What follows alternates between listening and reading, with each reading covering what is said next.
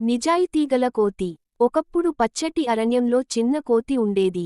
చెట్టు కొమ్మల మీద ఊగుతూ ఆడుకోవడం ఇష్టపడేది. ఒక రోజు నది దగ్గర ఆడుకుంటూ ఉండగా గడ్డిలో ఏమో మెరిసే వస్తువును చూసింది. అది ఒక బంగారు మామిడి పండు. ఆ పండు చాలా రుచిగా కనిపించింది. కాని వెంటనే గుర్తు చేసుకున్నది, ఆ మామిడి చెట్టు అరణ్యపు రాజు సింహానికి చెందింది. కోతి స్నేహితులు చెప్పారు, అష్, త్వరగా తినే, ఎవరికీ తెలియదు. కాని కోతి తల ఊపుతూ చెప్పినది, లేదు, ఇది నాది కాదు. నేను తీసుకుంటే అది దొంగతనం అవుతుంది.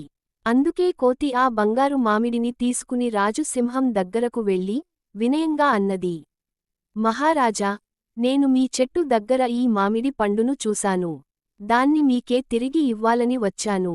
సింహం హృదయపూర్వకంగా నవ్వుతూ అన్నాడు, నువ్వు ఒక నిజాయితీగల కోతివి. ప్రతిఫలంగా నేను నీకు ఒకటి కాదు, బంగారు మామిడిపండ్లతో నిండిన బుట్ట ఇస్తున్నాను. నువ్వు నీ స్నేహితులతో వాటిని పంచుకో.